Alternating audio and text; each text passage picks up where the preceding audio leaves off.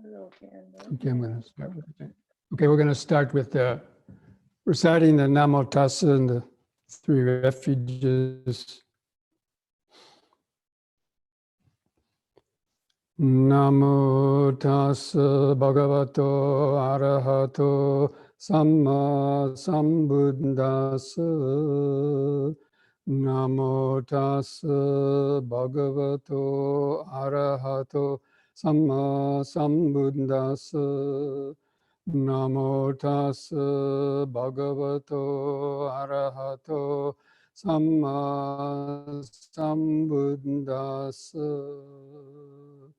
Buddhang saranang gacchami, Dhammang saranang gacchami, Sanghang saranang gacchami, Dutiyampi Buddhang saranang gacchami, Dutiyampi Dhammang saranang gacchami, Dutiyampi Sanghang saranang gacchami, Tatiyampi Buddhang saranang gacchami, Tatiyampi Dhammang saranang gacchami, Tatiyampi Sanghang saranang gacchami. Welcome, friends, to this Sutta Study class. As most of you know, the topic of this class we'll be going over the five hindrances and their conquest. And I'm going to be covering mostly the material found in the little booklet published by the Buddhist Publication Society by Venerable Nyanaponika Mahathera. We covered some of the five hindrances, some aspects of the five hindrances last Sunday in my Dhamma talk last Sunday, in our talk about meditation, saying that no real deeper levels of meditation can really develop until these five hindrances are at least greatly weakened and then eventually overcome to attain the deeper states of concentration and mindfulness. Now, I hope some of you are able to look over that book, but if not, I'm going to be going through it, and we'll put up the link to that later, that hopefully when you have time on your own, because I'm not going to cover everything in that book, but I'm going to try to get through a lot of it. Okay, so these suttas are taken primarily from are excerpts from various suttas found in the Anguttara Nikaya and the Sanyutta Nikaya, and a few from some different, from the Satipatthana Sutta even, and from the Samanapala Sutta in the Digha Nikaya. But when you get the book, you can find which exact sutras that these quotes have been taken from. So I'm going to read most of it because I want to read it in the way it was written, because it's very nice, better than I can probably try to paraphrase it. So the Buddha is saying to the monks, and whenever he's saying monks, that also means lay people can also practice, but primarily the Buddha was talking to groups of monks who have even had attained the stages of Sotapanna and the higher stages also, that the hindrances are not completely overcome actually until one reaches arhatship. Some of the hindrances still remain. So there are these five impediments and hindrances, overgrowths of the mind that stultify and obstruct the arising of insight. What are the five? Sensual desire is an impediment and hindrance. Ill will is an impediment and hindrance. Sloth and torpor is an impediment and hindrance. Restlessness and worry or remorse is an impediment and hindrance. Skeptical doubt is an impediment and hindrance. These are all hindrances and overgrowths of the mind that stultify and obstruct the arising of concentration and insight.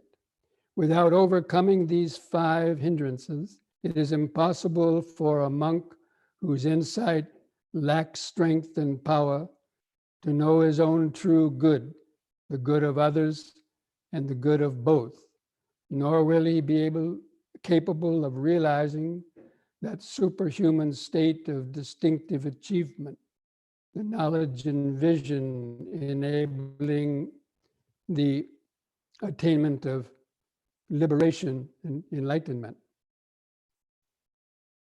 But if a monk has overcome these 5 impediments and hindrances, these overgrowths of the mind that stultify insight, then it is possible that with his strong insight, he or she can know his or her own true good, the good of others and the good of both.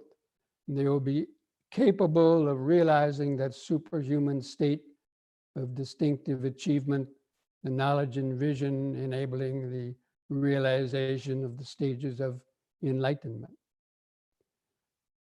So that was from an excerpt from one sutta, and then in another sutta, in the Anguttara Nikaya, he goes on to say, one whose heart is overwhelmed by unrestrained greed and covetousness, they will do what they should not do and neglect what they ought to do. And through that, their good name and happiness will come to ruin. One whose heart is overwhelmed by ill will, sloth and torpor, by restlessness and remorse, by skeptical doubt, they will also do what they should not do and neglect what they ought to do. And through that, their good name and their happiness will not come to fruition. But if a noble disciple has seen these 5 hindrances as defilements of the mind, they will give them up. And doing so,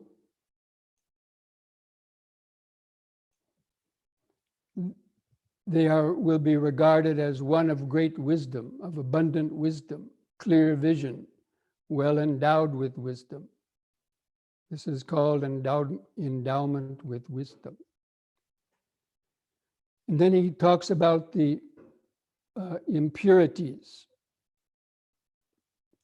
There are these 5 impurities of gold, impaired by which it is not pliant and wieldy. It lacks radiance, is brittle, and cannot be well wrought. What are these 5 impurities? They are iron, copper, tin, lead, and silver. But if the gold has been freed from these 5 impurities, then it will be pliant and wieldy, radiant and firm, and can be fashioned well. Whatever ornaments one wishes to make from it, be it a diadem, earrings, a necklace, a wristlet, golden chain, it will serve that purpose. Similarly, there are 5 impurities of the mind, impaired by which the mind is not pliant and wieldy, lacks radiance and lucidity and firmness, and cannot concentrate well. What are these 5 impurities? They are sensual desire, ill will, sloth and torpor, restlessness and worry, and skeptical doubt. But if the mind is freed from these 5 impurities, then it will be pliant and manageable, to be radiant and firm, and can be well managed and developed. Whatever ornaments one wishes to make from it,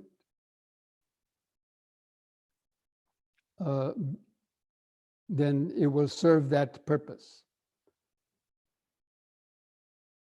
And similarly, the impurities of the mind, if the mind is freed from these 5 impurities, it will be pliant, wieldy, have radiant lucidity and firmness, and will concentrate well upon the eradication of the taints. Whatever state realized by the higher mental faculties, one may direct the mind to them. One will in each case acquire the capacity of realization if the other conditions are fulfilled.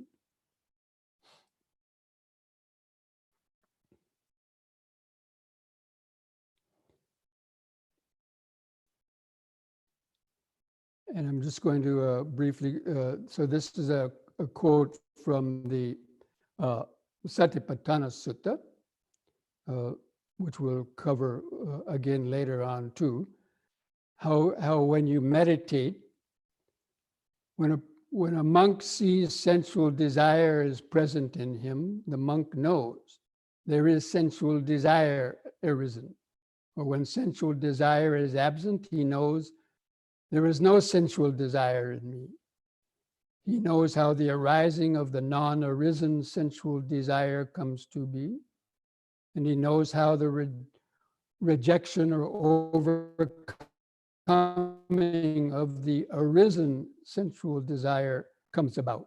And he knows how the non-arising in the future of the abandoned sensual desire comes to be. And the same paragraph is repeated for the ill will, sloth and torpor, restlessness and worry, and the skeptical doubt. So this is how in the meditation, you actually understand that sensual desire has arisen, and you understand how it has arisen. And I'm going to get to that next. How has it arisen, and how it can cease, and how it will cease to arise in the future. These are part of the mindfulness of the mental objects that we'll be covering later again too. And so now the Buddha covers the nourishment of these hindrances.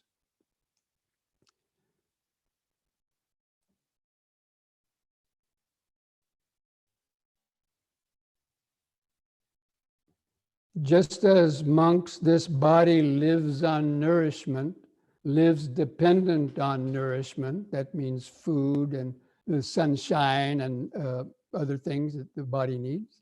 And the body does not live without this nourishment. In the same way, monks, the 5 hindrances, live on nourishment, depend on nourishment, do not live without nourishment.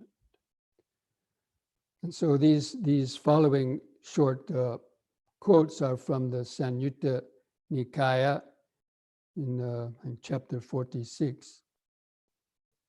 Anyway, the nourishment of sensual desire. There are beautiful objects, frequently giving unwise attention to them. This is the nourishment for the arising of sensual desire that has not arisen, and the nourishment for the increase and strengthening of sensual desire that has already arisen. And that unwise attention to them means paying attention to the outer marks and seeing the marks of beauty and getting attached to the marks of beauty, color, smell, sound, and other things that stimulate our desire by focusing on them. Then the denourishment of sensual desire. There are impure objects used for meditation, frequently giving wise attention to the aspect of impurity. This is the denourishing of the arisen sensual desire, and for the denourishing of the increase and strengthening of the sensual desire that has already arisen. So when you're meditating, when you start meditating, or if you know you have problems with a certain hindrance, you meditate on their impure aspect, or the aspect of impermanence, or seeing the danger of being attached to them. And this will help prevent them from arising. Or if they've already arisen in your mind and you notice them, you then substitute those thoughts of sensual desire with the thoughts that help to decrease the sensual desire by seeing the danger of indulging in getting addicted to the sensual desires. So these are the 6 things that are conducive to the abandonment of sensual desire. Learning how to meditate on the impure aspect of objects. That means seeing like with X-ray vision, seeing that everything is subject to impermanence. Things might be beautiful for a while, but then they get old and they change, they lose their color, beauty, smell, and strength. And then they wind up causing us a lot of pain and suffering when we become so attached to them.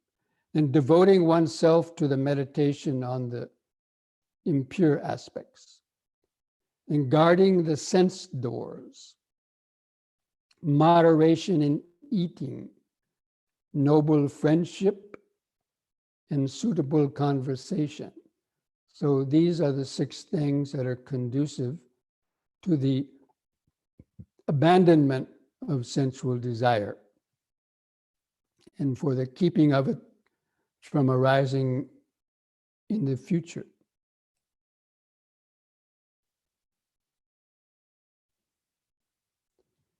And again, some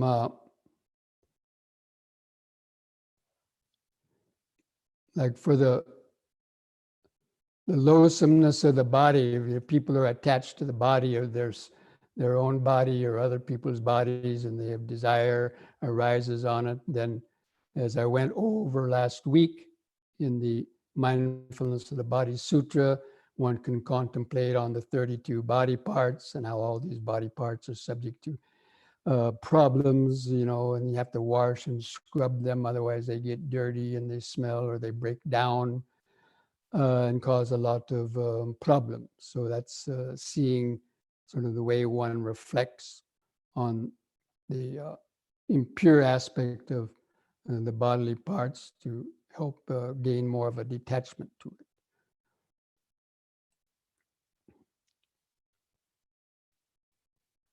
And here's a little poem that the Buddha included. It's by bones and sinews knit, with flesh and tissue smeared and hidden by the skin, the body does not appear as it really is. The fool thinks it's beautiful. His ignorance is misguiding him. So this is also a way that the body can be reflected on. That again, we only see the outside 5, external head, hair, body hair, skin, tails, nails, teeth, and skin. So we don't see the inner parts of it. So also the cemetery contemplations, when the body starts decaying and so on, then we can also see the danger in the body and being attached to the body, because that's its reality. And then even death could come at any time.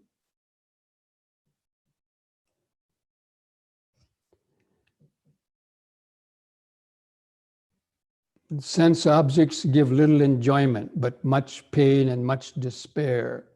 The danger in them prevails. But most people do not contemplate on the danger in the sense desires because they're so kind of overwhelmed.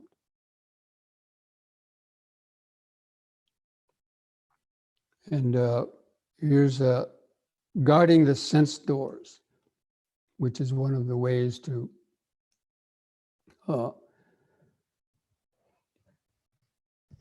reflect or guard from the sense desire arising.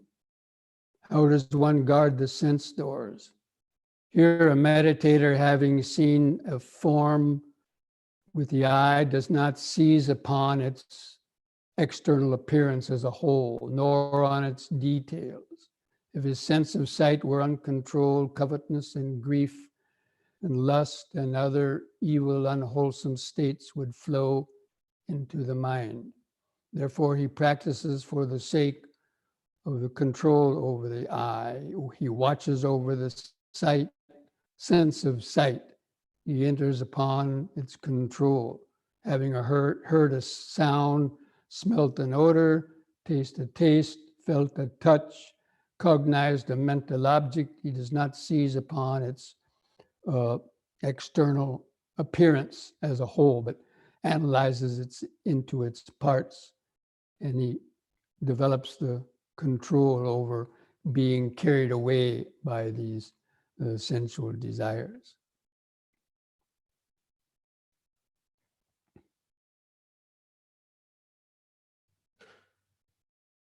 Then he talks about the other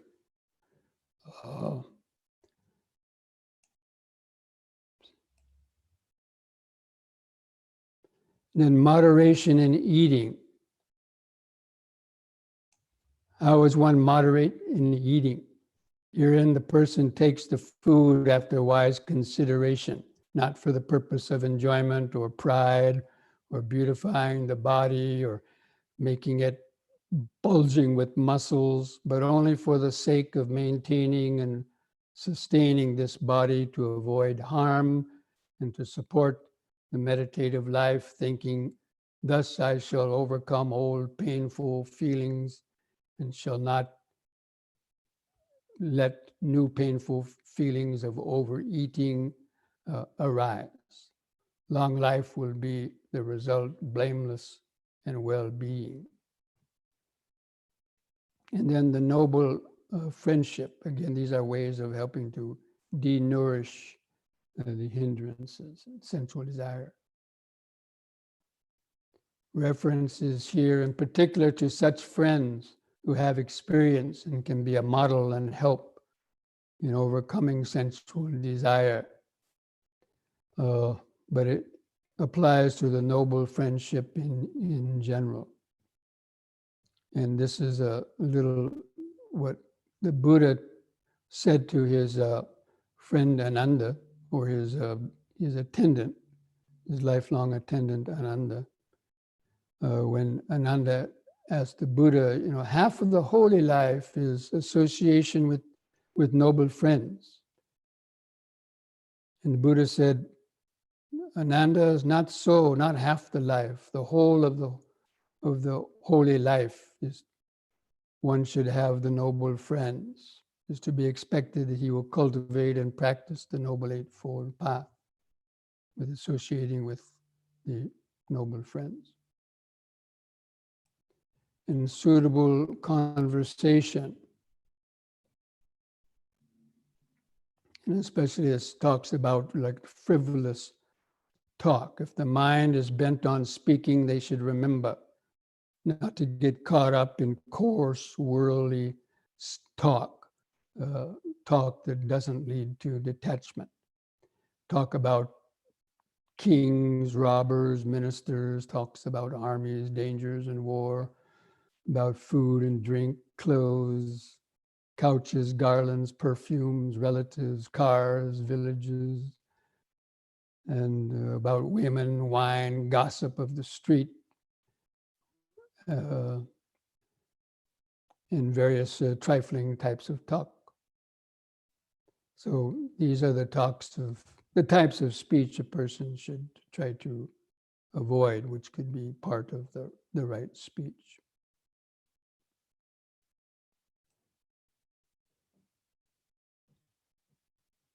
But instead, talk that's conducive to detachment, freedom from passion, to tranquility, to higher knowledge, to enlightenment, namely talk about the simplicity of life, being contented, enjoying solitude, about arousing one's energy, talk about virtue, concentration, wisdom, about the vision of knowledge and deliverance. Such talk I shall entertain, thus one should contemplate. Now, the Buddha goes on to mention these things too are helpful in conquering sensual desire. And here he's giving the factors of absorption and the spiritual faculties and the factors of enlightenment. So the 5 jhanic factors, the 5 spiritual faculties, and the 7 factors of enlightenment, certain ones of those are especially helpful in conquering sensual desire.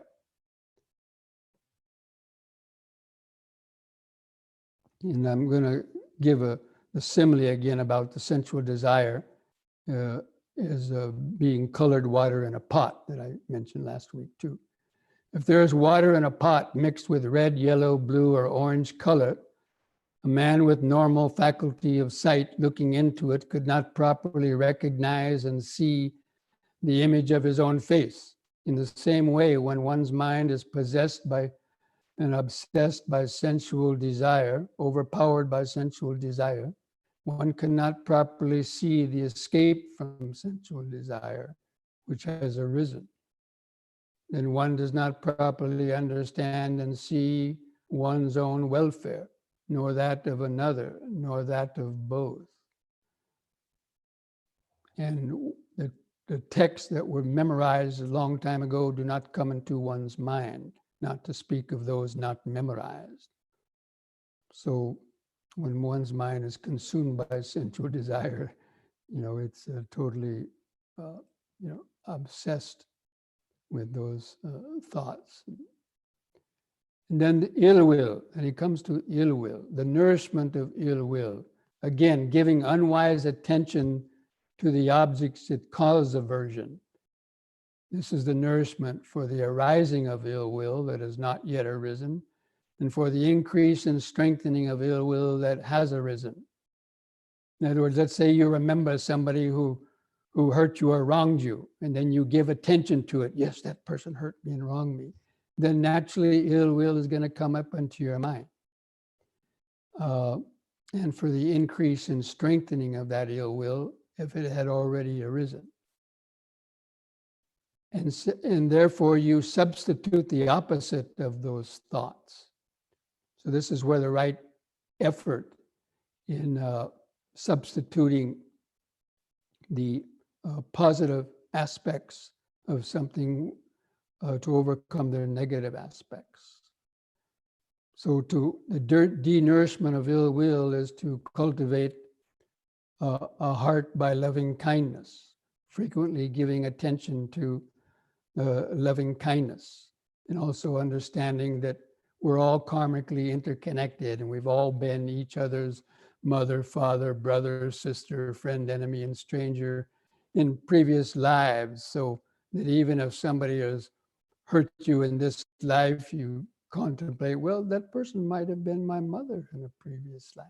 And so therefore you try to have compassion and not to be, to create these thoughts of ill will and resentment that, disturb the mind. You try to reflect on their positive aspects, because even though people might have hurt us, they also might have one time been our friend and might have done a lot of good things for us, but because of certain reasons, they might have done something that causing you the ill will. But we only pay attention to the aspects, the parts that we remember of the hurt, and not the good aspects.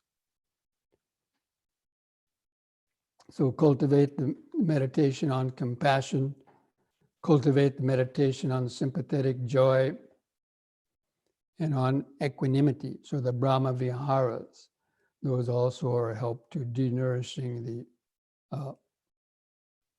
ill will. And 6 things that are helpful in conquering ill will, again, to meditate on loving kindness, to devote oneself to meditation on loving kindness, especially if you know that you have a lot of problems with ill will, then you can spend more time developing and practicing metta meditation, for example. And this is something you can consider also, frequent reflection. Being angry with another person, what can you do to him? Can you destroy his virtue by being angry at him? Can you destroy his other qualities? Have you not come to your present state by your own actions? And will also go hence according to your actions? Anger towards another is just as if someone wishing to hit another person takes hold of glowing coals or a heated iron rod or of excrement. And in the same way, if the other person is angry with you, what can he do to you? Can he destroy your virtue and your other good qualities? He too has come to his present state by his own actions and will go accordingly, like an unaccepted gift or like a handful of dirt thrown against the wind. If you don't react to their anger will fall back on their own head. So basically, the practicing, non-reaction. If somebody is angry and says things to you, try not to react to them, but just try to, be patient and not to let that, anger erupt into negative thoughts or other types of body language and so on. And again, the noble friendship and suitable conversation are also ways of denourishing the ill will. And these things are helpful in conquering ill will. Rapture of the factors of the jhanic factors, and faith of the spiritual faculties, and rapture and equanimity of the factors of enlightenment. That will help if you develop those. Then those will help to reduce ill will as well. And then he gives the simile. If there is a pot of water heated on fire, the water seething and boiling, a man with normal faculty of sight, looking into it, could not properly recognize and see the image of his own face. In the same way, when one's mind is possessed by ill will, overpowered by ill will, one cannot properly see the escape from the ill will which has arisen. And one will not properly understand and see one's own welfare, nor that of another or of both. And one won't be able to remember what he has memorized about the Dhamma at that time, with the mind obsessed by ill will. And then sloth and torpor, or mental and physical lethargy. And again, the nourishment of it is frequently giving unwise attention to it. That's the nourishment of sloth and torpor. That means if you feel tired, say, oh yes, I've just done some work, I'm feeling tired, let me skip meditation today and get some extra rest. Or I couldn't get enough lunch today and I'm feeling tired, let me skip afternoon meditation. Or maybe your some favorite programs coming on TV, oh, let me watch that, I skip meditation tonight. So giving unwise attention to these thoughts about why you should lay down in the middle of meditation or cut your meditation short or even abandon, not do your daily meditation. Giving unwise attention to those thoughts. Those are how you nourish the sloth and torpor. And how do you denourish them? By arousing energy, by giving frequent attention to cultivating, seeing the danger in being lazy and abandoning one's practice. And the 6 things that are conducive for the abandonment of sloth and torpor. Knowing that overeating is a cause of it, especially after meals. A lot of people, I'm tired after overeating, I'll go lay down, and they think they're going to get up in 30 minutes. They wind up sleeping 2 hours. They get up, oh, now I have to go do something else. And so, their meditation gradually gets, sidelined. Then changing the bodily posture from time to time. If you're feeling too tired, then straighten up the body posture, as I said so many times in meditation, to make a habit of checking the chin. If the chin is drooping down or the spine is slouching, that shows that sloth and torpor has arisen. And changing the bodily posture, that means making the effort to sit upright, taking some deep breaths, or thinking of the perception of light, or going outside, breathe some fresh air. And again, noble friendship and suitable conversation, these are things that help to abandon the sloth and torpor. And also the recollection of death, knowing that death could come at any time. And today the effort should be made. Who knows if tomorrow death will come? And so we still know we have defilements in the mind and have not reached the goal. Then to reflect on the four any's, that anything could happen to anybody at any time in any place, to overcome that sort of procrastination, why one shouldn't, cultivate, continue to deepen their meditation and overcome the hindrances. And to contemplate, if you contemplate sympathetic joy, that's also a way to denourish the sloth and torpor. Or contemplate the spiritual journey. I have to tread that path which the Buddha and great disciples have done. But an indolent, lazy person, that path cannot be developed and achieved.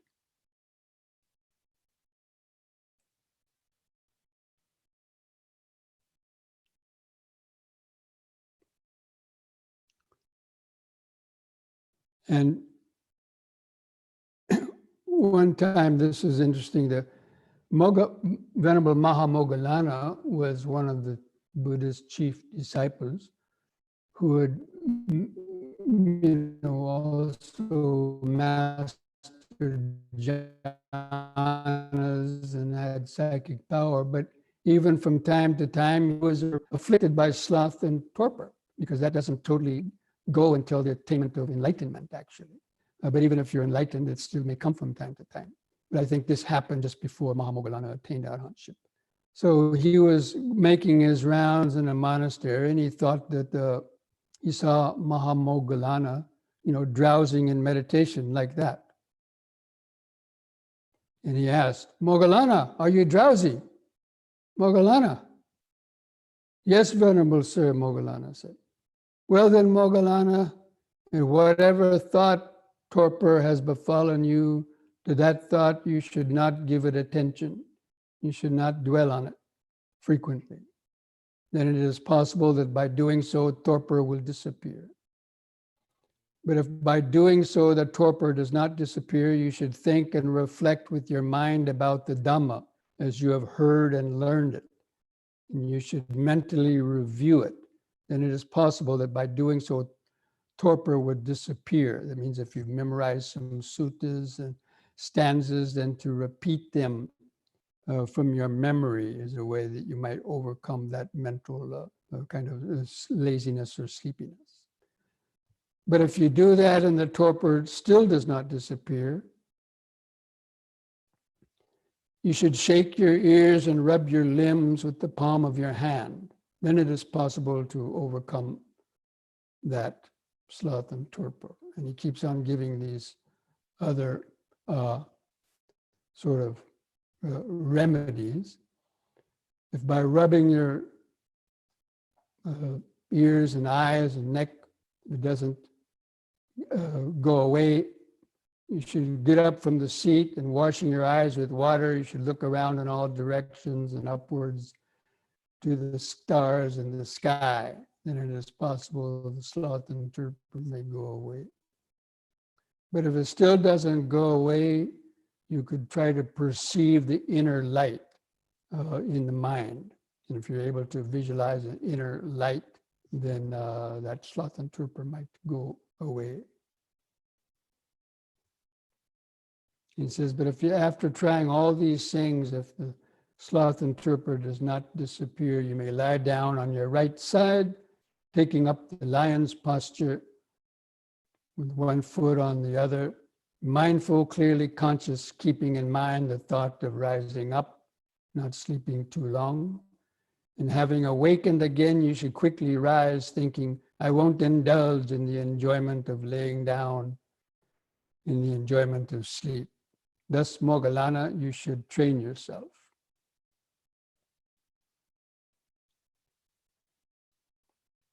And these are the 5 threatening dangers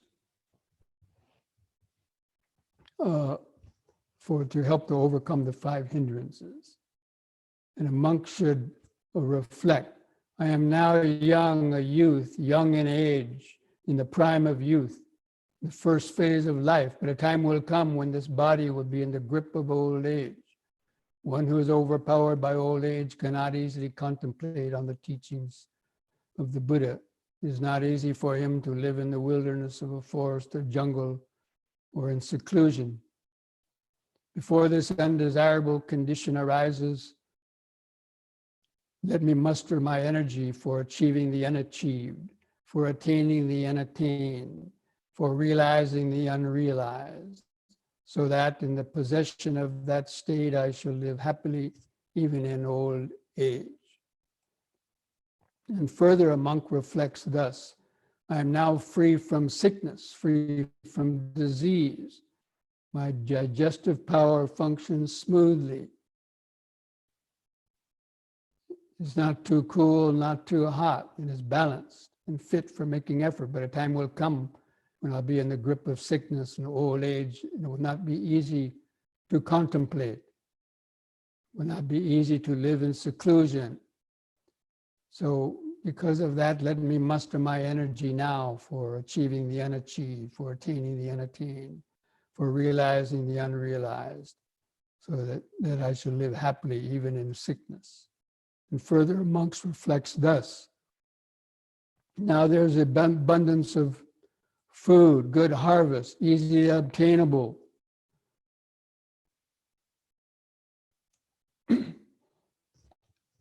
But there will come time when there's a famine, when food's hard to get, difficult to obtain, to be difficult to live on collected alms. And there might not be enough food. It'd be easy, one cannot easily contemplate upon the teachings of the Buddha if one's stomach is empty, if one is feeling hungry.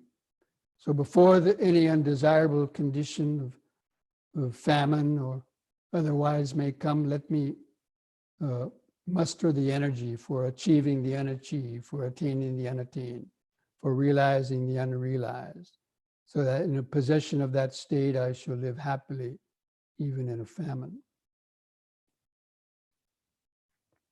So like that, one reflects on the conditions that one has, but those conditions can change, sickness, disease, not having the right kind of conditions.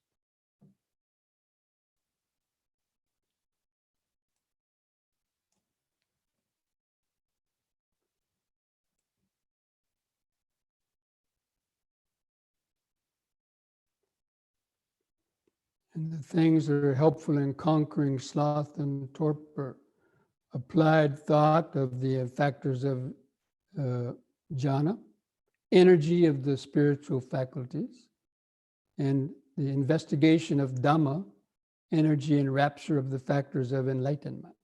By developing these can also help to overcome sloth and torpor. When the mind is sluggish, it is not the proper time for cultivating tranquility, concentration, and equanimity, because a sluggish mind can hardly be aroused by them. When the mind is sluggish, it is the proper time for cultivating the following factors of enlightenment: investigation of reality, energy, and rapture, because a sluggish mind can easily be aroused by them. And then there's a nourishment, a restlessness, and remorse. Again, giving unwise attention to things that cause restlessness and remorse to arise is the nourishment of them. And the non-attention to them, giving wise attention to the things that denourish them, will help to make them weak. And 6 things are conducive to the abandonment of restlessness and remorse: knowledge of the Buddhist scriptures, asking questions about them, familiarity with the precepts and the training, association with those mature in age and experience, noble friendship, suitable conversation. And these are also helpful in conquering restlessness and remorse. Rapture of the faculties of jhana, concentration of the spiritual faculties, tranquility, concentration, and equanimity of the factors of enlightenment. When the mind is restless, it's not the proper time for cultivating investigation, energy, and rapture, because it's already agitated. So a restless mind gets more agitated. But when the mind is restless, it is the proper time for cultivating tranquility, concentration, and equanimity, because an agitated mind can be easily quieted by them.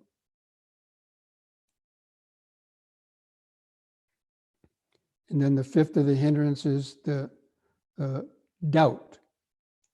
And this is basically doubt in, the teachings of the Dhamma, doubting whether karma is real, or doubting other aspects, or whether meditation can bring you any benefits, or doubt about whether the Buddha was really fully enlightened, and so on. So this is what I call the skeptical doubt. And by giving unwise attention to them helps to, arouse them, and giving wise attention to the denourishing of them will how they will get denourished. And again, the 6 things conducive to the abandonment of doubt. The first 3, they're similar to the restlessness and worry.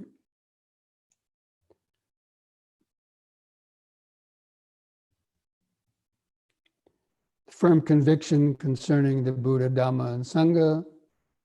Reflection on the factors of enlightenment, and developing one's wisdom and investigation of the factors of enlightenment are the way that you overcome doubts. So as you continue to meditate and you develop your mindfulness, concentration, and wisdom, and get more and more insights, and your doubts will naturally be overcome, and the faith will be established. Now I want to read something that's to kind of finish this. Again, you can go over this booklet, and some of the things that I, didn't go over, or some of the things that I had gone over last week, I didn't mention again. But this is from the Samanyapala, the Fruits of Recluse Sutta, number 2 in the Digha Nikaya. These are the Buddha's, how he described this, how a monk practices. Again, he was talking to monks, but lay people could also, understand it in terms of their lay practice as well.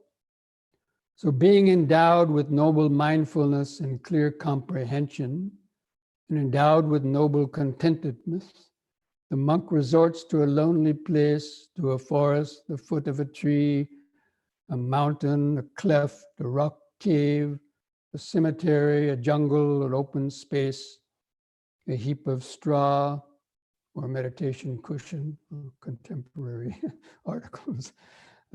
After the meal, having returned, keeping his body erect and his mindfulness alert, having given up sensual desire with regard to the world, he dwells with a heart free from sensual desire.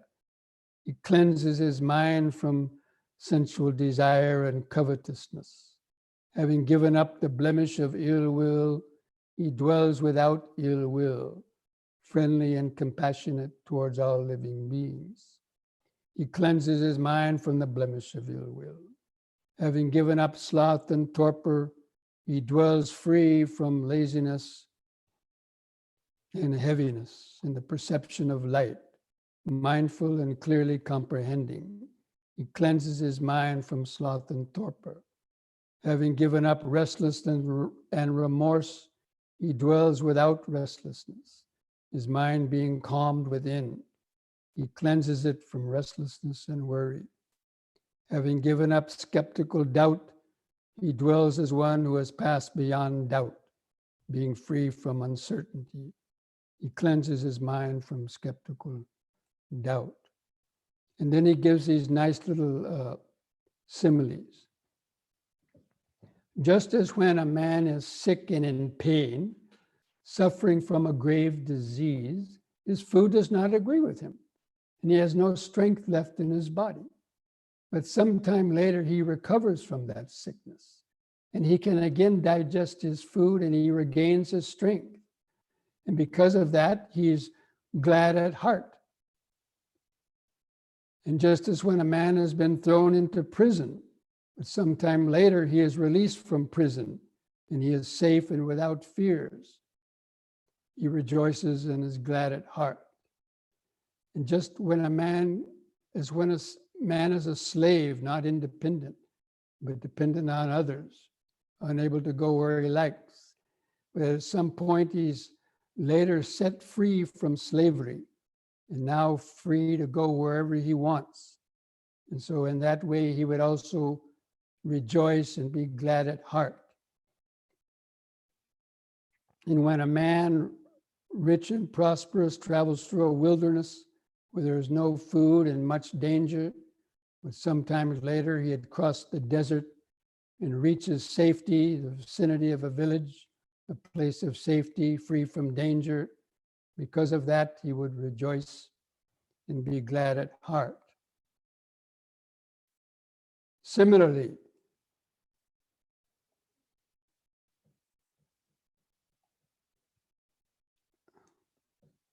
I lost my place. Similarly, so long as these five hindrances are not abandoned in a person, that person considers himself as indebted, as ailing, as imprisoned, as enslaved, as traveling in a wilderness.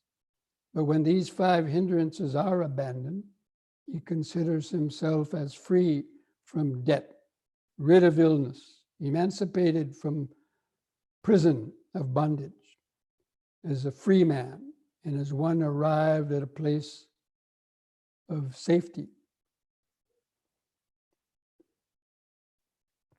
And when he sees himself free of these hindrances, joy arises in him. The body is stilled. He feels happiness. And a happy mind finds concentration. Then detached from sensual desires, detached from unwholesome states, he enters and dwells into the first jhana, which is accompanied by applied thought and sustained thought, born of detachment, filled with joy and rapture. And he enters and dwells into the respective, the second, third, and fourth jhanas on account of that. And I just wanted to finish this with going over again some of the similes, especially the hindrance of sensual desire is like a person being in debt. So a man who has incurred a debt and his life has become ruined because of the debt. And when his creditors telling him to pay back the debt speak roughly to him or harass and beat him, trying to get him to pay the debt, he is unable to retaliate, but he has to bear all of it. It is his debt that causes this suffering. In the same way, if a man is filled with sensual desire for a certain person, he will, full of craving for that person or object of desire, be attached to it. Even if spoken to roughly by that person or harassed or beaten, he will bear it all. It is his sensual desire that causes this forbearance for him to endure the suffering. In that way, sensual desire is like being in debt. And then for ill will, if a man suffers from a bilious disease and even if with the disease he receives honey and sugar, he will not enjoy its flavor. Owing to his bile sickness, he will just vomit it, complaining, it is bitter, bitter. What he used to maybe regard as a nice, sweet, pleasant taste, when he's sick, he will just vomit it up. In the same way, if one of angry temperament is admonished even slightly by his teacher or friends who wishes their best, they do not accept their advice, saying, "You harass me too much," or "Go away," or he will go away and roam about. Just as the sick person does not enjoy the flavor of honey, so one who has the disease of anger will not enjoy the taste of the Buddha's teaching and the enjoyment of his companions in the holy life. And in that way, the ill will resembles an illness. It doesn't allow you to enjoy the things that used to bring you happiness and benefits until you overcome the illness. And then again, you feel all those things. Sloth and torpor is the simile of a person being kept in jail during a festival day.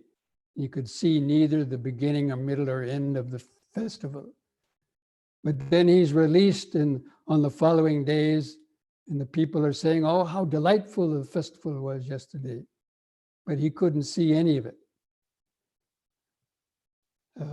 Similarly, even if a very eloquent sermon on the Dhamma is going on, if a person is overcome by laziness and sleepiness, he will not be able to listen to the Dhamma, listen to the beginning, the middle, or end of it, or you miss the important points because he's nodding off.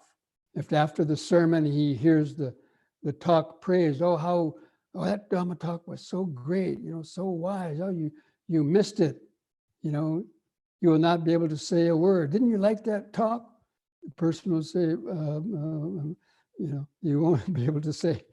And why not? Because owing to his sloth and torpor, he did not enjoy the talk. In that way, sloth and torpor are comparable to imprisonment. And then restlessness and remorse. A slave who wants to enjoy himself at a festival is told by his master, "Go quickly to such and such a place. There's urgent work to do. You can't stay here. If you don't go, I'll have your hands and feet bound and cut off," or other types of punishment. Hearing that, the slave will quickly go as ordered and will not be able to enjoy any part of the festival because he had to go away. This is because of his dependence on others or being a slave.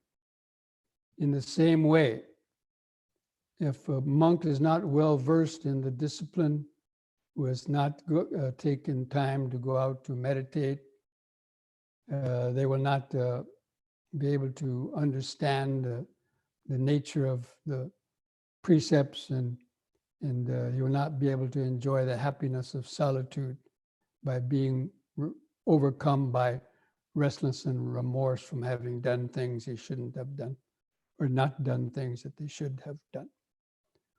And so the restlessness and remorse are like being a slave, not being able to enjoy because the mind is being harassed by this remorse or restlessness. And skeptical doubt, again, is like the person traveling through the desert. Thinking that we may be plundered or killed by robbers.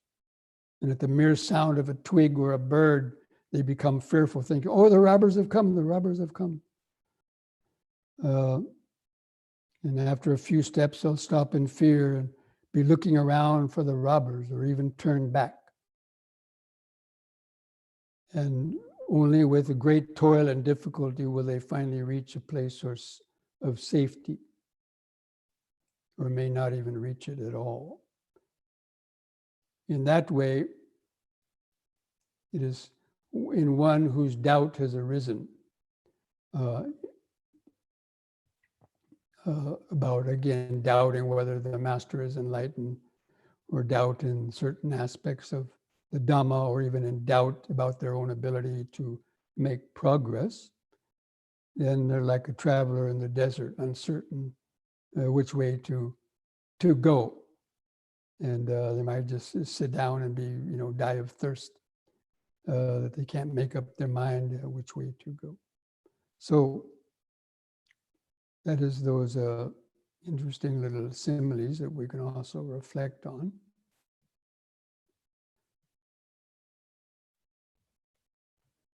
And then the abandonment of the sensual desire is like a man having taken a loan, uses it for his business, and comes to prosperity. He thinks this debt is a cause of vexation. So he returns the loan together with the interest and has the promissory note torn up.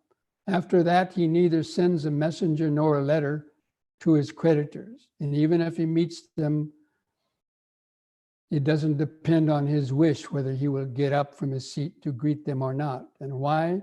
Because he is no longer in debt to them and doesn't need their help or attention at all. So in the same way, the debt of the sensual desire. And then the abandonment of ill will. Just as a person recovering from the sickness or bilious disease, having regained his taste for honey and sugar, they will be happy and rejoice, and they'll be able to receive the training rules and be able to hear the Dhamma talks and enjoy with their spiritual companions. Therefore, the Blessed One compared the abandonment of ill will to the recovery of health. In the same way, the abandoning of sloth and torpor, and you'll be able to enjoy that festival. I could not enjoy that festival on that day. I was in prison. Now I shall be heedful and not be put in prison anymore, so you can enjoy all the festivals. In the same with the abandoning of the skeptical doubt, and the restlessness and worry. So these are the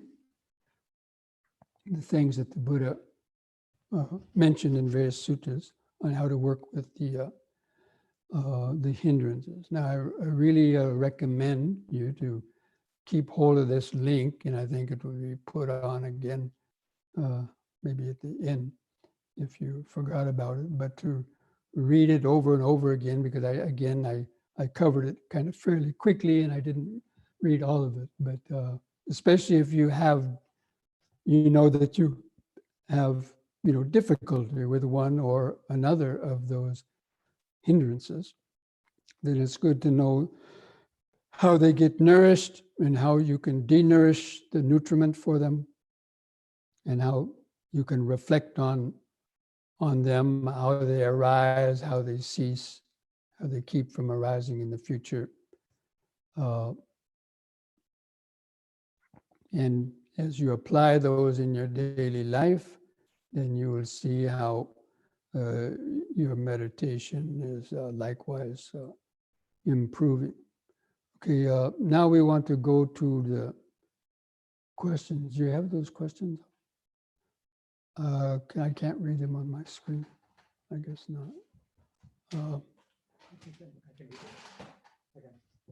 Okay. No, I can kind of read them. Okay. So I'm going to read these questions.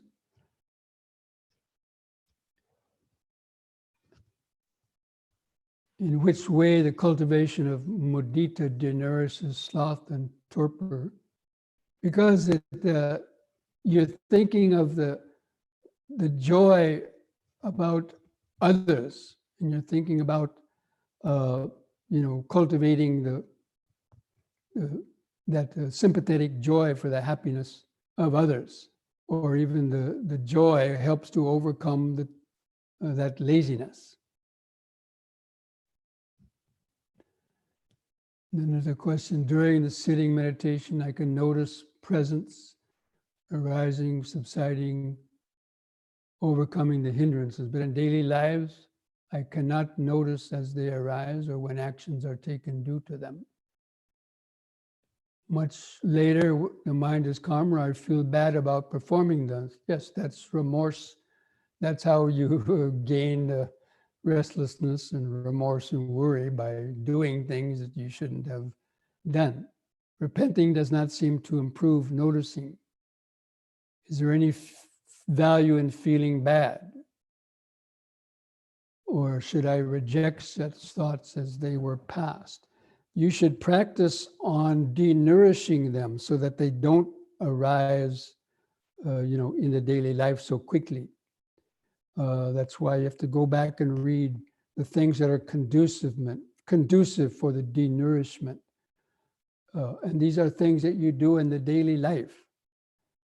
Suitable friendship, suitable conversation, getting a better understanding of the Dhamma, and to avoid the kind of thoughts, the not nourishing the kind of thoughts, giving the wise attention and to these kind of thoughts that denourish them, or to do apply the substitutes, like when the anger is arising, then practice metta toward that person, or contemplate the dangers of when you're indulging in certain thoughts, contemplate the dangers of that, and hopefully the mind will let go of those thoughts. But it's what you do in your daily life. We really have to practice these things in our daily life.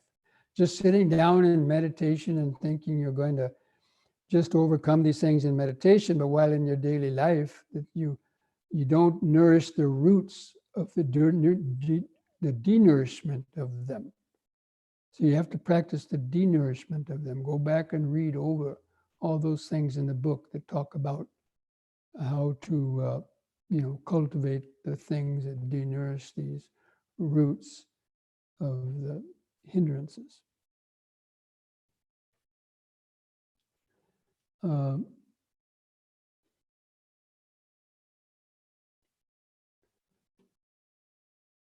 For each of the five hindrances, the sutta says to think on the factors of absorption. Well, think, but actually to attain them, to meditate on them, to try to attain the factors of the absorption. So by developing your one-pointedness of mind, reflection on applied and sustained thought, you think about the Dhamma, think about the things that we do nourish these things. So that's the way that you can cultivate these, thinking about them. But the main thing is developing your meditation practice so that, you can have better ability to, overcome them. I find myself reacting to new issues, such as the murder in Minneapolis, with great anger. Avoiding the news will help avoid the ill will, but does not help me learn to confront and deal with it. Is this something I should address with generalized metta? If I have trouble focusing in metta, with guided meditations, help me lead onto the right path.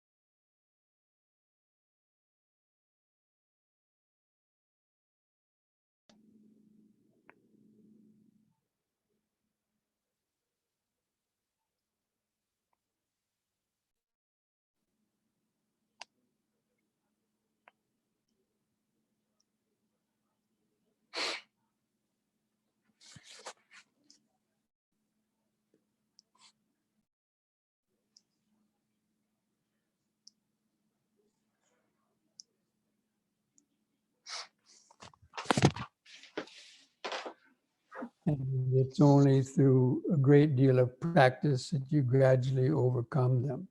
So the hindrances may arise, but to, be mindful that they are arising, and at least if you can't overcome it, you don't nourish it and you don't act upon that.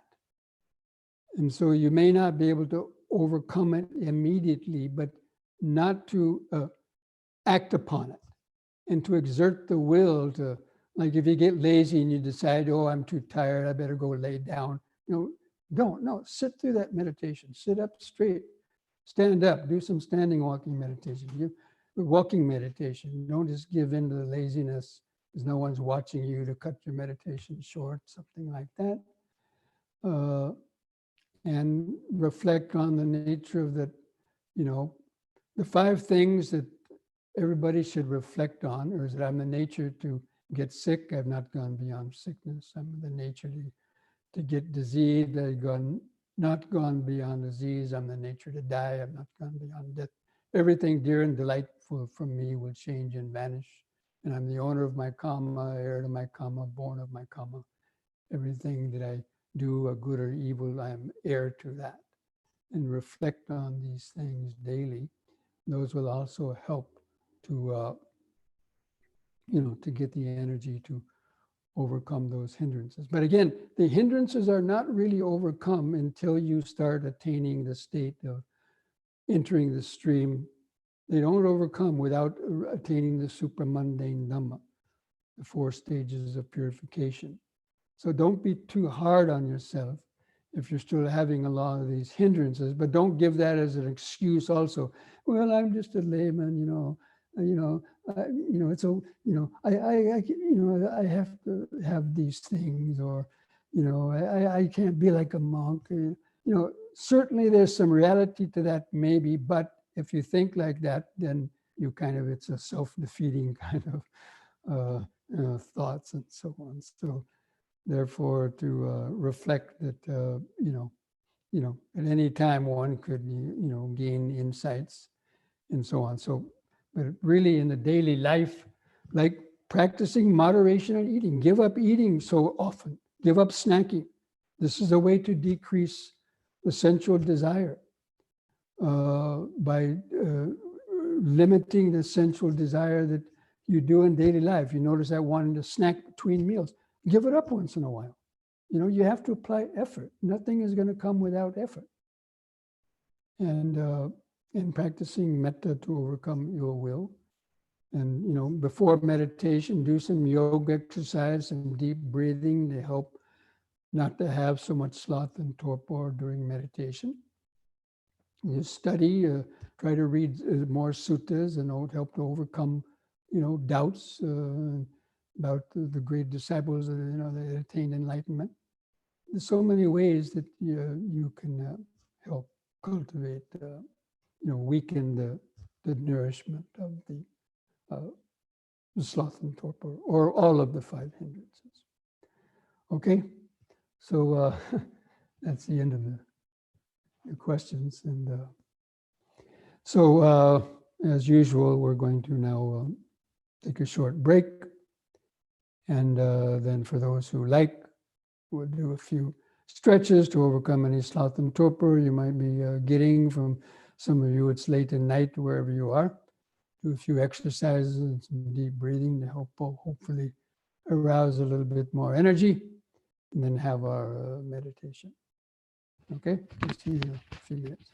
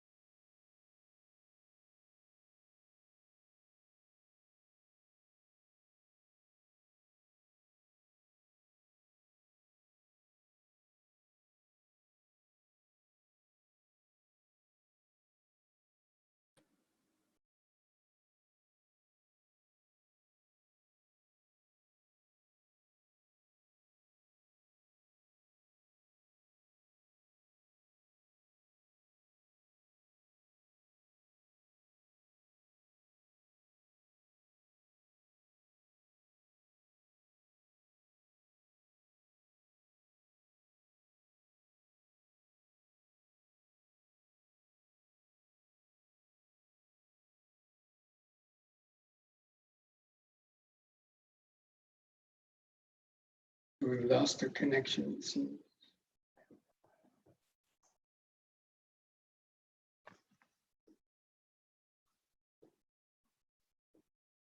So they couldn't hear anything of what I was saying.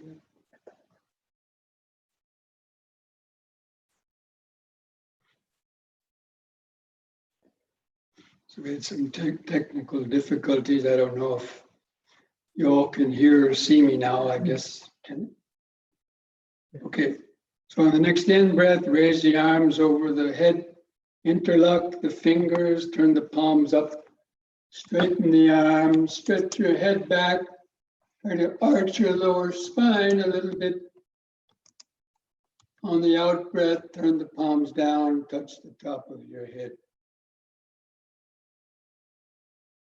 Again, next in-breath, turn the palms up, straighten the arms, head back, arch the lower spine, stretch upward. Out breath, touch the top of the head. Once more, in breath, palms up, straighten the arms. Hold that upward stretch a little longer.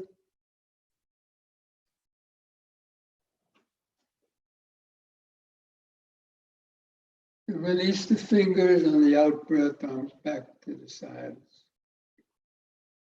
And relax. Try to feel the increased body sensation. Just close the eyes. Just mentally remember standing, standing, standing.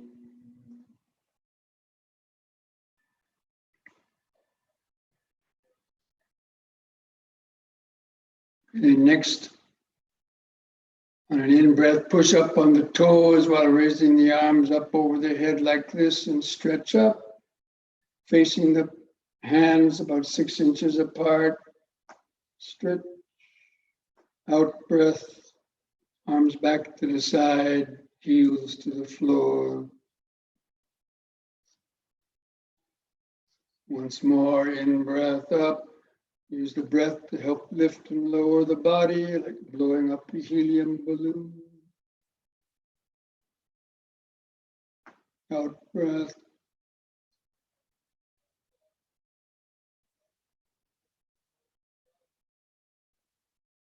Once more, in.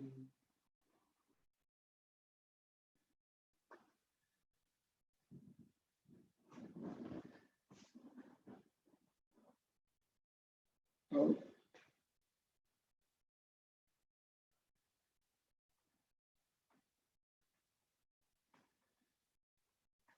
Again, just trying to feel the increased body sensation.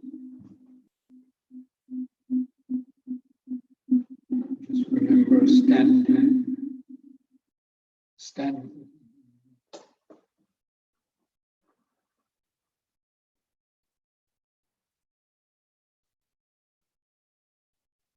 And next we'll do side bending using both arms. On the in-breath, raise both arms up. We keep the fingers and arms straight, close to the head. On the out-breath, bend over the right side as far as you comfortably can. Keep the arms parallel to each other. In-breath, lift up. In the out-breath, the other side.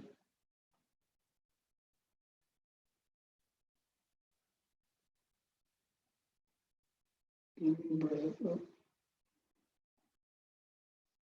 Again to the right, out-breath.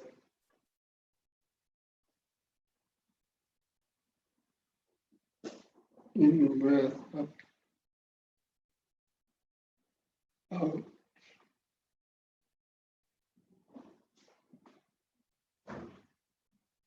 In. Once more to each side. Up.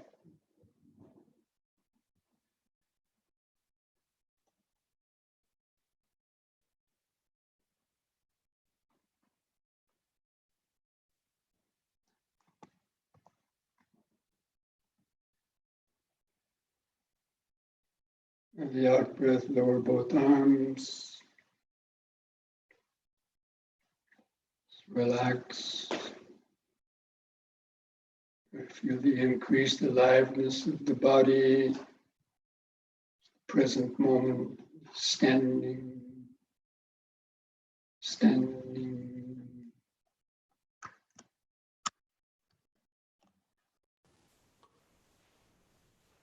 Developing the anchor to the breathing body is one of the best ways of overcoming the hindrances. Is the mind is in the present moment.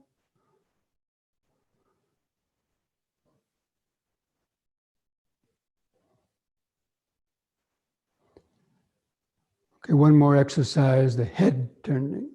So on an in-breath, turn the head to the right as far as you comfortably can.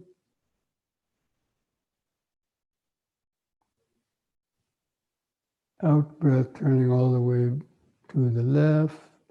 Concentrate into the neck vertebrae. In breath, back to the right.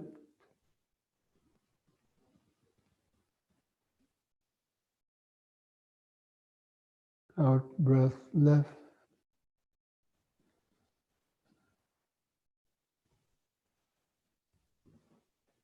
In breath, right.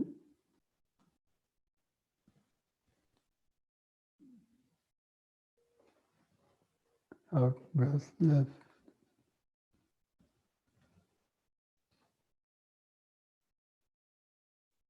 On the next in breath, let the head stop in the center.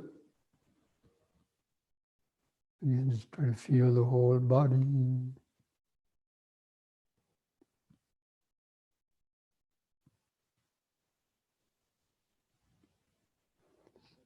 Okay, now you come back to your seat for meditation.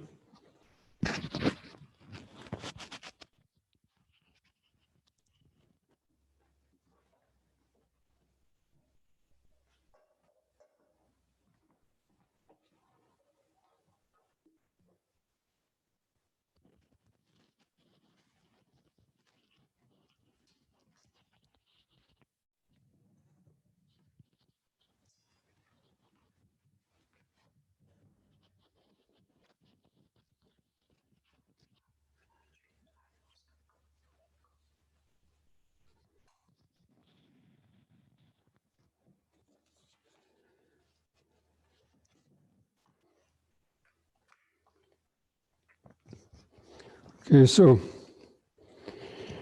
as before, I'm going to be turning off the video of myself, and you'll see a still picture up there.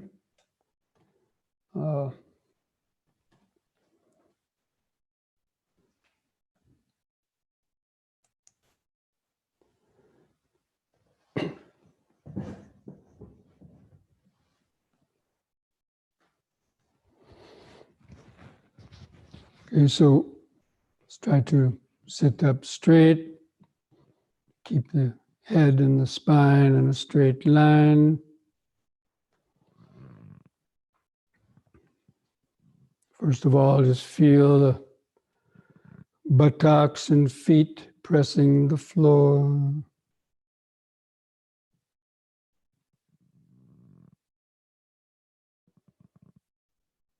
Feel your hands and fingers touching.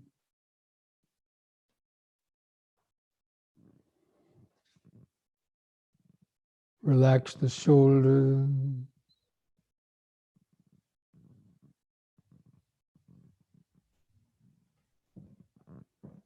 And gently kind of lift the spine up straight so you can imagine space between the spinal vertebrae, the major nerves along the right and left side of the spinal column are in their optimal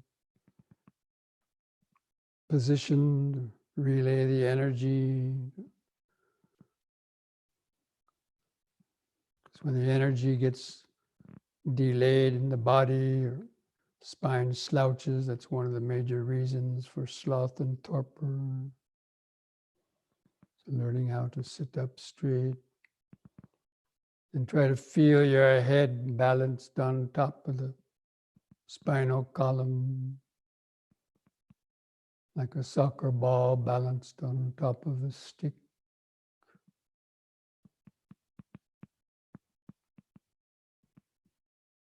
And feel your face, feel your lips touching together.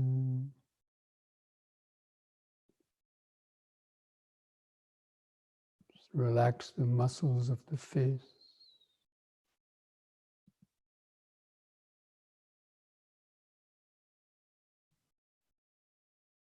Feel the eyes and the socket, and the eyelids stretched over the eyeball.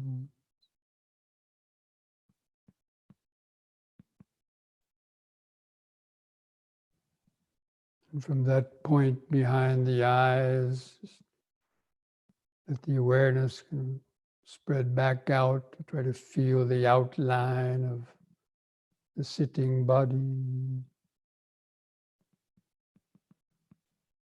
Try to hold that kind of outline of the sitting posture in the mind's eye, if you can.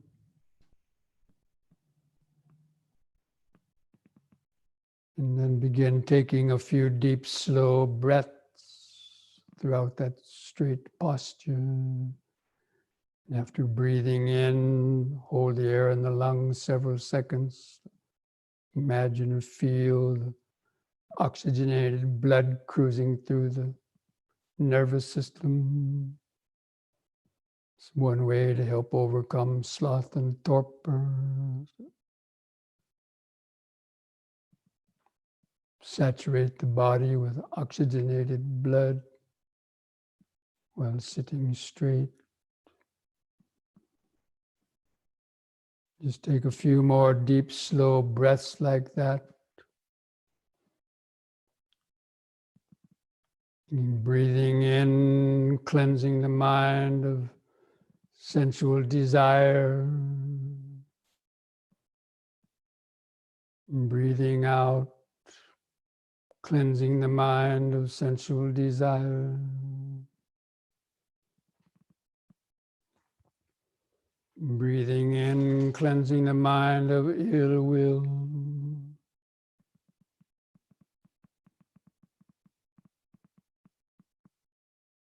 Breathing out, cleansing the mind of ill will.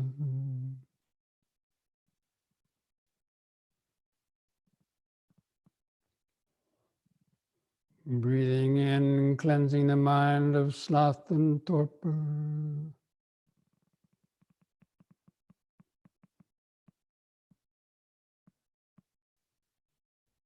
Breathing out, cleansing the mind of sloth and torpor.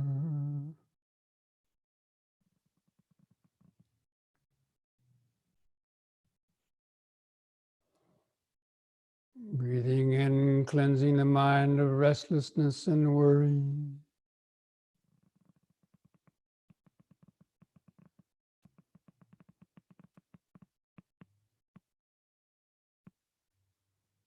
Breathing out, cleansing the mind of restlessness and worry.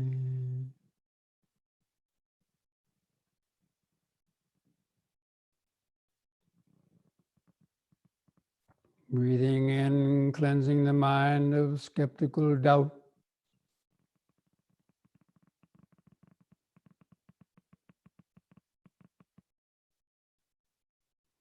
Breathing out, cleansing the mind of skeptical doubts. And we're going to continue on to try to develop the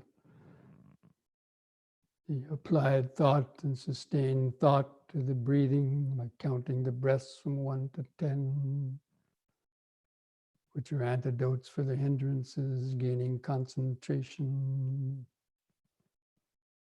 Still keep feeling the breathing in the center of the body.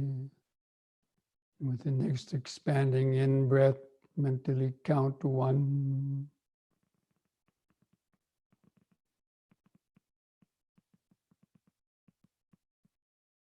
With the contracting out breath, count 1.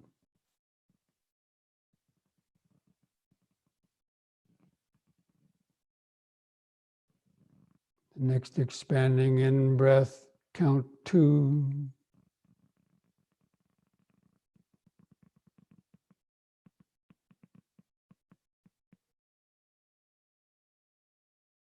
The contracting out breath, count 2.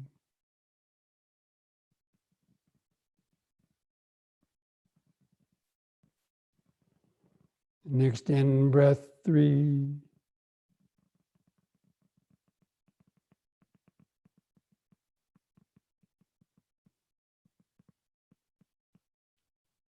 Out breath, 3.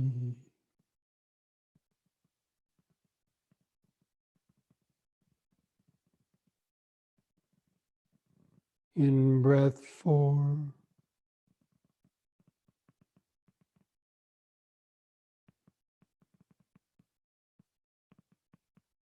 Out breath, 4.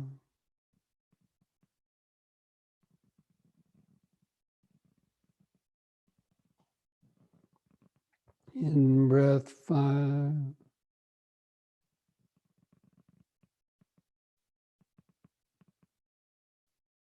Out breath, 5.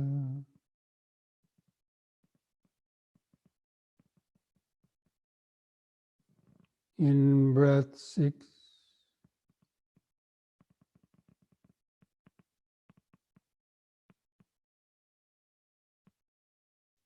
Out breath, 6.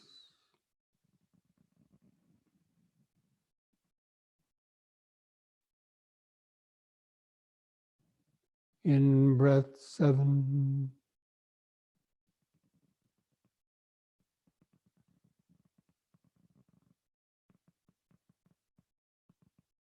Out breath, 7.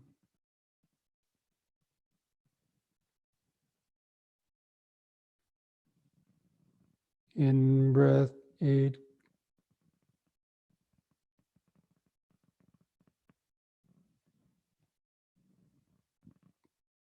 Out breath, 8.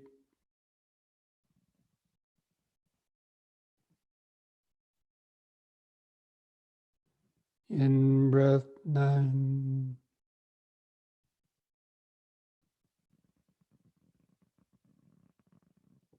Out breath, 9.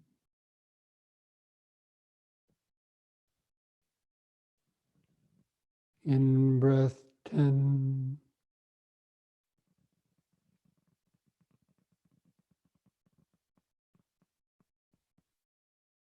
Out breath, 10. Now discontinue the counting.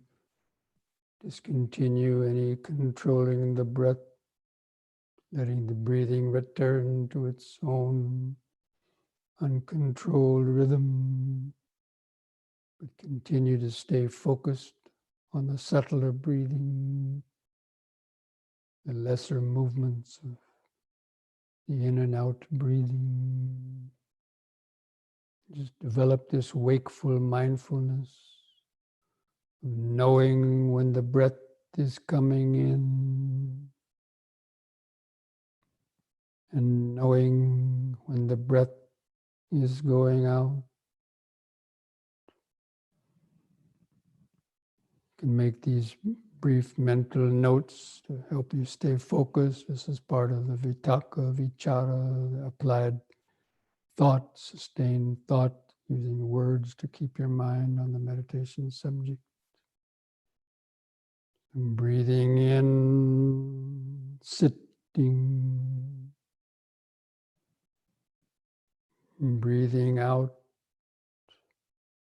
sitting. Just try to remember that much, feeling that much. Feeling the whole in-breath from beginning to end and the brief pause. Feeling the whole out-breath from beginning to end and the brief pause.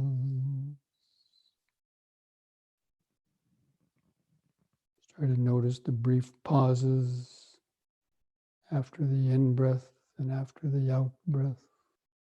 Those pauses help you stay concentrated, stay one-pointed. If you can't feel the pause, the mind normally either goes asleep or wanders in thought.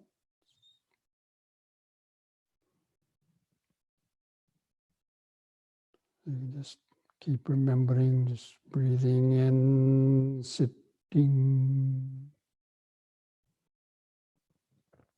breathing out, sitting. During those pauses, try to mentally feel the outline of the body.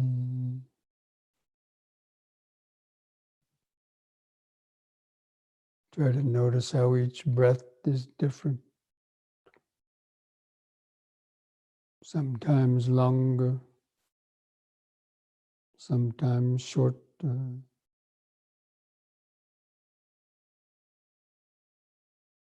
It's always changing. Just try to turn up the power of the mental microscope to notice those subtle details of sensations of expanding and contracting.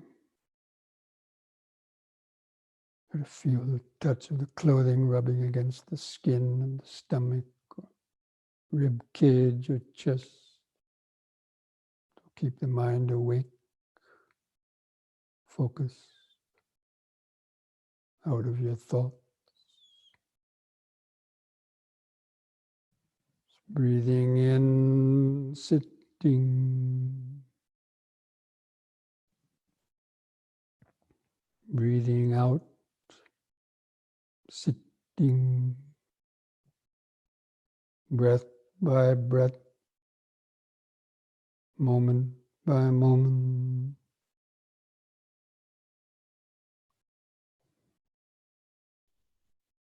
Developing that vitaka, vichara, the applied and sustained attention to the breathing.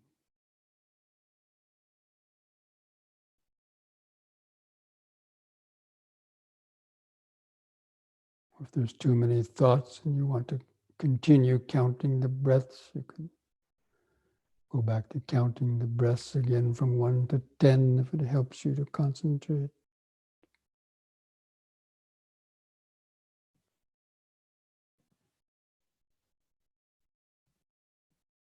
I just keep remembering breathing in, sitting,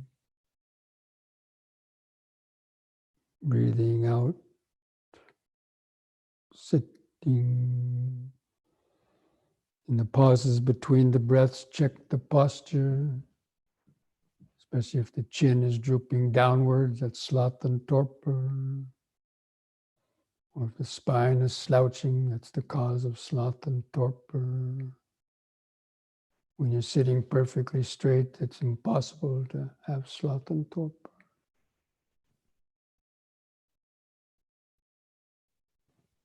The body gets its oxygenated blood and the mind gets its concentration, the inner lightness.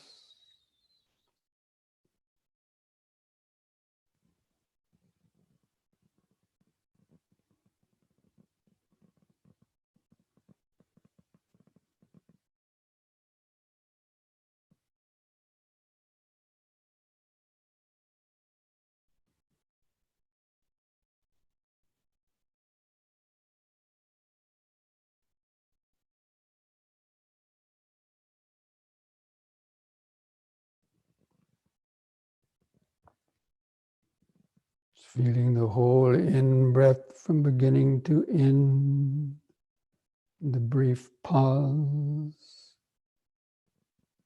sitting posture, feeling the whole out-breath from beginning to end,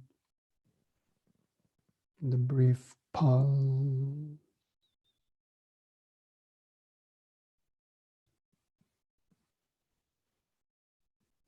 In, sitting. out, out, sitting.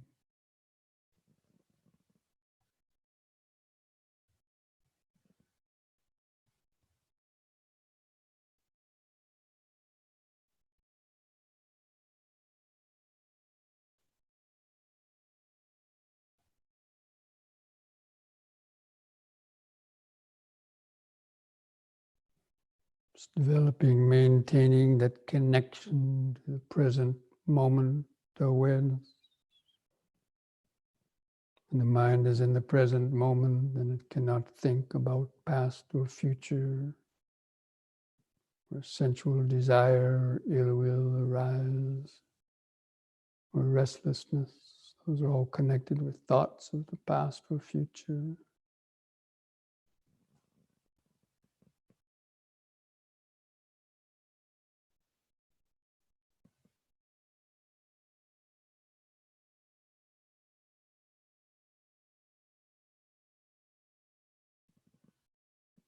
And be alert for thoughts trying to dart into the mind, to notice them with mindfulness. Or try to recognize the hindrance. This is sensual desire. Or this is ill will. This is mental laziness, lethargy. This is restlessness or worry.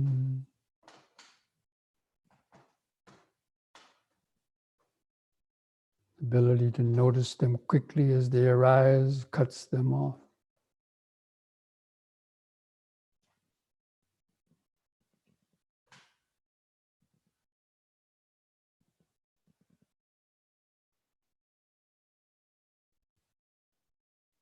Always coming back to reconnect to the breathing body.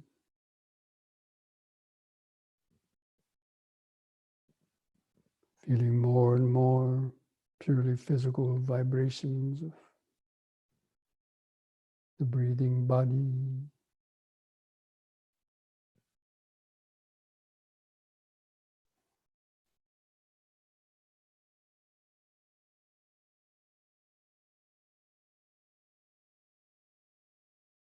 From time to time, come back and take more deep, slow breaths to help you to stay alert, awake, grounded in the body.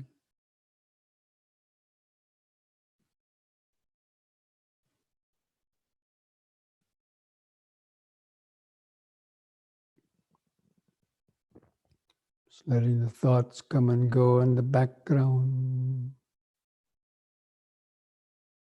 The breathing body in the foreground.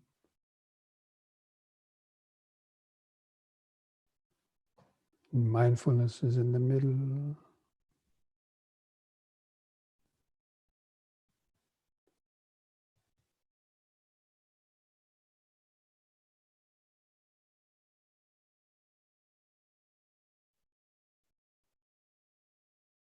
Mindfulness is in the middle between the body sensation, sense stimulations, and our thought.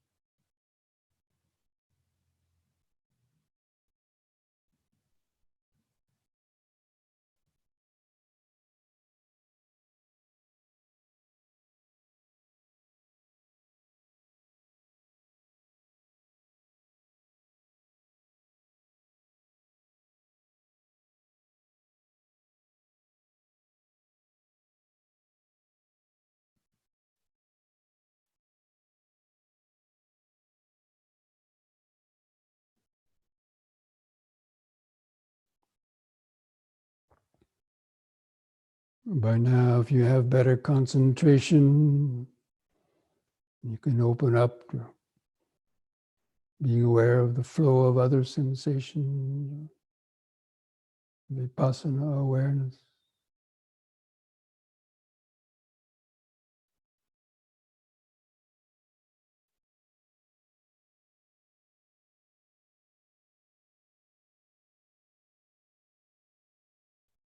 how quickly different sensations or thoughts arise and vanish.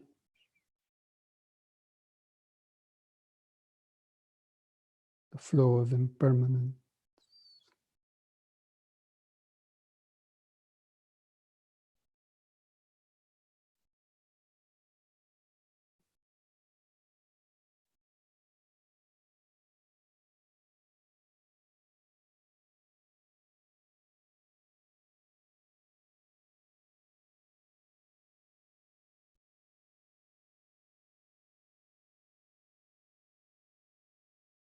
Or if the mind is clear enough, you can try to identify the aggregates. This is form, this is feeling, this is perception, volition, this is ego consciousness.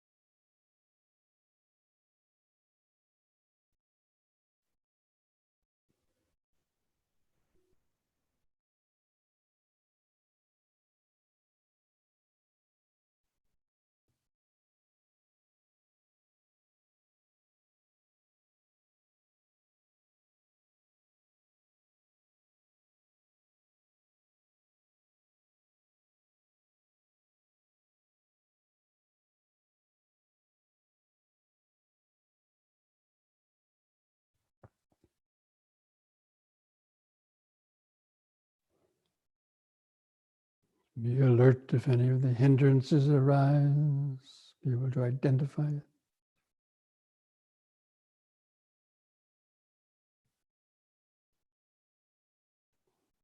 Understand how it arose, how it will cease.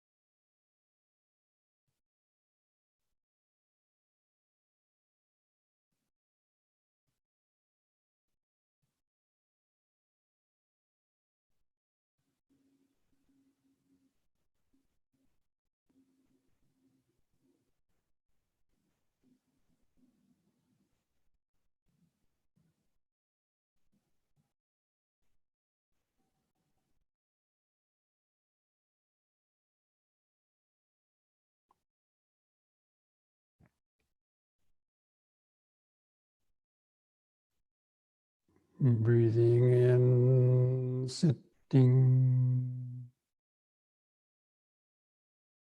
Breathing out, sitting. Always coming back to reground, recenter. In the present moment, the breathing body.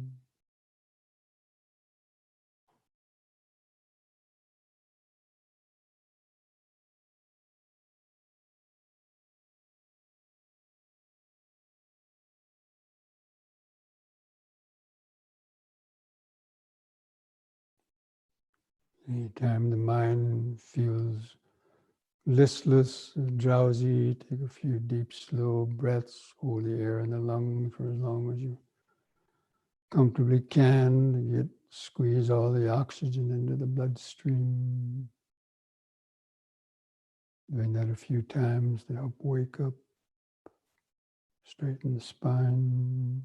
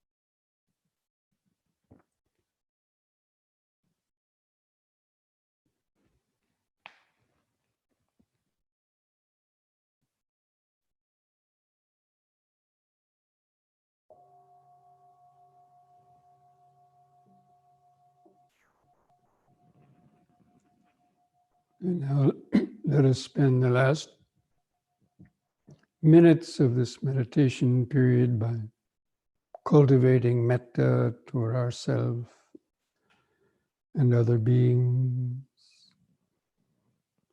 We're going to straighten up the body and again take a few deep, slow breaths. Just imagine and feel this deep breathing, like sending metta to your own body and mind. Especially after breathing in, hold the air in the lungs for as long as you comfortably can. Imagine that air going out to oxygenate all the cells and tissues of the body, bringing them healing life force, making them happy, and feel the relaxation of the mind and body on the long out breath. Again, just take a few deep, slow breaths like that. Just trying to permeate and saturate your body, mind, nervous system with this metta vibrations of pure energy, pure love, pure wisdom, symbolized by the deep breathing and the awareness. While thinking along these lines, may I be well, peaceful, mindful, and wise. May I be free from the pains and sufferings of body and mind brought about by the hindrances and by other unskillful thought, speech, and action.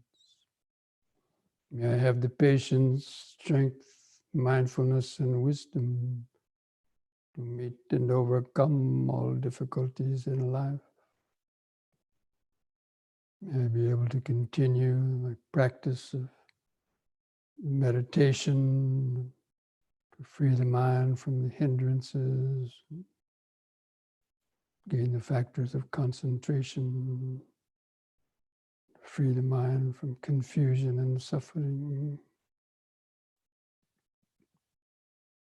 May I be well,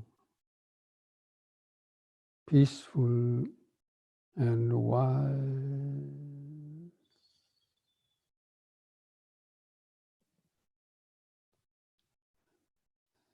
And if you can, if you're not tired of the deep breathing, continue to take some deep, slow breaths. And on each out breath, thinking, may my parents and family members be well, happy, and peaceful, free from sufferings of body and mind.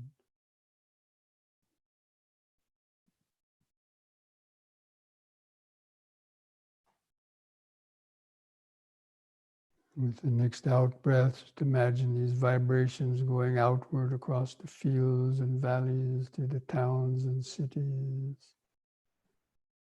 Even if you live in the Washington area, imagine these vibrations of metta rolling down Pennsylvania and Constitution Avenue, to the Congress, to the White House, sending these soothing, healing vibrations of metta, thinking may all these beings be free from greed, hatred, fear, and ignorance.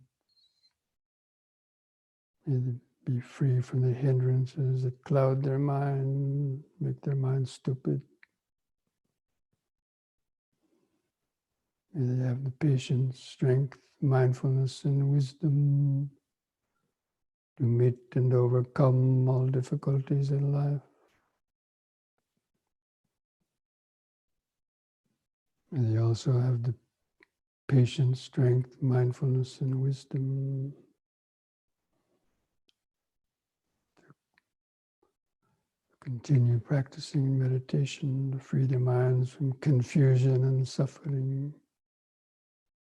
May they be well, peaceful, and wise.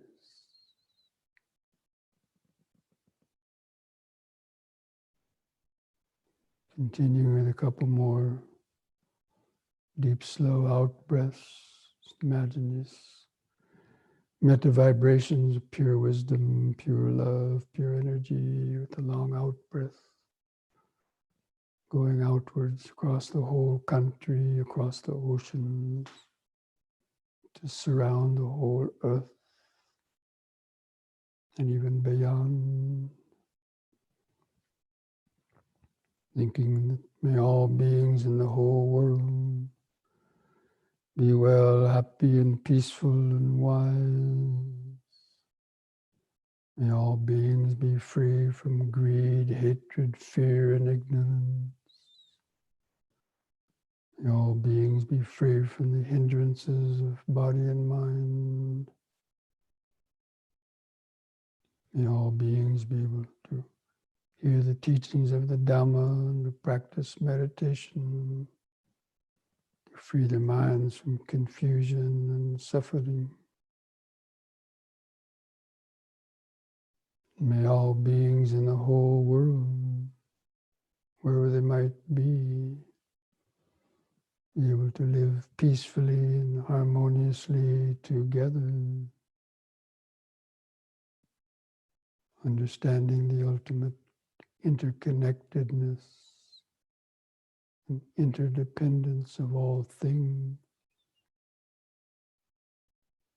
May all beings be well, peaceful, and wise.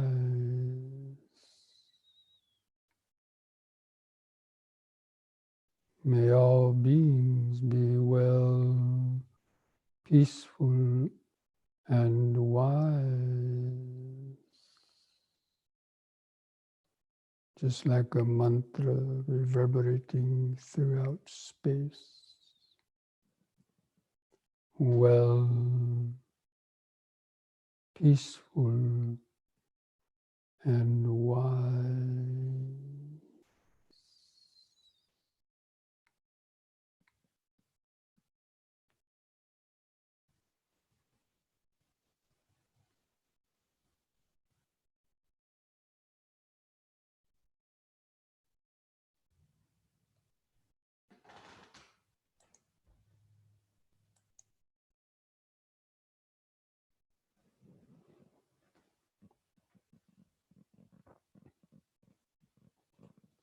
For those who know this chant, who can join in. Dukkha pata ca nidukkha, bhaya pata ca nibbaya, sokha pata ca nisukha, hontu sabbe pipanino.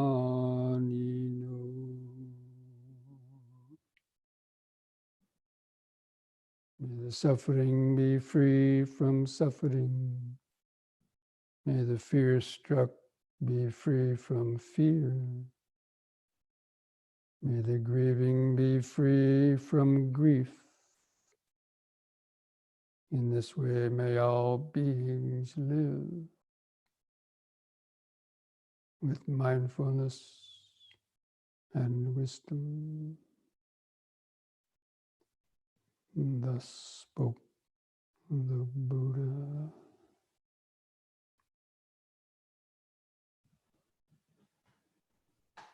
So if you'd like to join in chanting the word sadhu 3 times with a long out breath.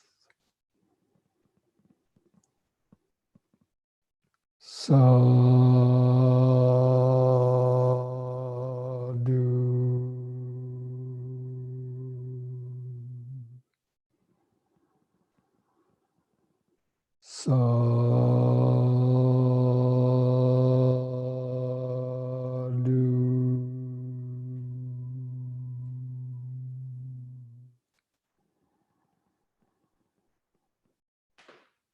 Sadhu.